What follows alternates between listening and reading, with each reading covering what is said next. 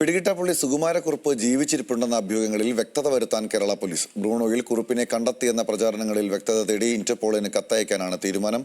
അതേസമയം വാർത്തകളിൽ കാണുന്ന വ്യക്തി സുകുമാരക്കുറുപ്പ് തന്നെയാണെന്നതിന് യാതൊരു സ്ഥിരീകരണവുമില്ലെന്നും പോലീസ് പറയുന്നു.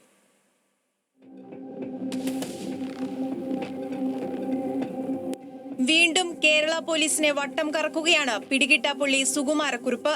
ജീവിച്ചിരിപ്പില്ലെന്ന് കാട്ടി കേസന്വേഷണം അവസാനിപ്പിക്കാൻ ഒരുങ്ങവെയാണ് ബ്രൂണെ എന്ന രാജ്യത്ത് കുറുപ്പ് ആൾമാറാട്ടം നടത്തി ജീവിച്ചിരിപ്പുണ്ടെന്ന വാർത്തകൾ പുറത്തുവന്നത്. ഇതോടെ ഇന്റർപോളിന്റെ സഹായം തേടാനാണ് ക്രൈംബ്രാഞ്ച് നീക്കം. അതേസമയം വാർത്തകളിൽ കാണുന്ന വ്യക്തി 42 വർഷം മുമ്പ് മുങ്ങിയ കുറുപ്പാണെന്നതിന് യാതൊരു സ്ഥിരീകരണവും ലഭിച്ചിട്ടില്ലെന്ന് ക്രൈംബ്രാഞ്ച് ഉദ്യോഗസ്ഥർ വ്യക്തമാക്കുന്നു. 2 മാസം മുമ്പ് ക്രൈംബ്രാഞ്ച് IG ആയി അജിത ബീഗം എത്തിയപ്പോൾ കേസ് ഫയൽ വീണ്ടും തുറന്നിരുന്നു. കൊലയ്ക്ക് ശേഷം മുങ്ങിയ കുറുപ്പിനെ കണ്ട ഏക മലയാളിയും ജാർഖണ്ഡിൽ നഴ്സുമായിരുന്ന ആലപ്പുഴക്കാരി രത്നമ്മയുടെ മൊഴി ഉൾപ്പെടെ രേഖപ്പെടുത്തി. രത്നമ്മ ജോലി ചെയ്ത ആശുപത്രിയിൽ ഹൃദ്രോഗത്തെ തുടർന്ന് ICUവിലായിരുന്നു കുറുപ്പ്. ഹൃദ്രോഗിയായ കുറുപ്പ് പിന്നീട് ഇന്നുവരെയുള്ള 40 വർഷം ജീവിച്ചിരിക്കാൻ സാധ്യതയില്ലെന്നാണ് വിലയിരുത്തൽ. കുറുപ്പിന്റെ ഭാര്യ ഉൾപ്പെടെയുള്ള ബന്ധുക്കളെ കേന്ദ്രീകരിച്ച് നടത്തിയ അന്വേഷണത്തിലും കുറുപ്പുമായി കുടുംബം ബന്ധം പുലർത്തുന്നില്ല എന്ന് ഉറപ്പിച്ചിരുന്നു. ഇതിന്റെയെല്ലാം അടിസ്ഥാനത്തിലാണ് സുകുമാരക്കുറുപ്പ് ജീവനോടെയില്ലെന്ന നിഗമനത്തിലേക്ക് അന്വേഷണ സംഘം എത്തിയത്. ചില വിവരങ്ങൾ കൂടി പരിശോധിച്ച് 1 മാസത്തിനുള്ളിൽ ക്രൈംബ്രാഞ്ച് മേധാവിക്ക് റിപ്പോർട്ട് നൽകാനായിരുന്നു നീക്കം.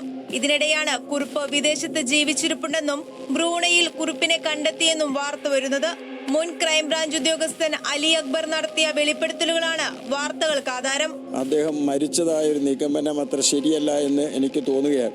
ഞാൻ സുകുമാരക്കുറുപ്പ് ലോകത്ത് എവിടെയെങ്കിലും ജീവിച്ചിരിപ്പുണ്ടോ എന്നറിയുന്നതിന് വേണ്ടി 169ഓളം വ്യക്തികളുടെയും അവരെ കോണ്ടാക്ട് ചെയ്യാൻ പറ്റുന്ന കാര്യങ്ങളും എല്ലാം ഞാൻ ശേഖരിക്കുകയും തുടർന്ന് ആ കുടുംബത്തിലെ അന്ന് ഉണ്ടായിരുന്ന ചില സാഹചര്യങ്ങൾ മുതലെടുത്തുകൊണ്ട് അന്വേഷിച്ചതിൽ സുകുമാരക്കുറുപ്പ് മരിച്ചിട്ടില്ല എന്ന് എനിക്ക് ഉത്തമ ബോധ്യപ്പെട്ടു. ബ്രൂണയിലെ ഒരു ഹോട്ടലിൽ അദ്ദേഹം നിരന്തരമായി വരികയും അവിടുന്ന് സന്ധ്യയ്ക്ക് ശേഷം ആഹാരം കഴിച്ചും മറ്റേ പോകുന്നതും അദ്ദേഹം ഇന്ത്യൻ വംശജനായ മലേഷ്യക്കാരനാണ് എന്നാണ് സഹപ്രവർത്തകരൊക്കെ പറഞ്ഞിരുന്നത്. ഇൻഷുറൻസ് തട്ടിപ്പിനായി ചാക്കോ എന്നയാളെ ശ്വാസം മുട്ടിച്ചു കൊന്ന് കാറിലിട്ട് കത്തിച്ച ശേഷമാണ് 4 പതിറ്റാണ്ട് മുമ്പ് സുകുമാരക്കുറുപ്പ് മുങ്ങിയത്.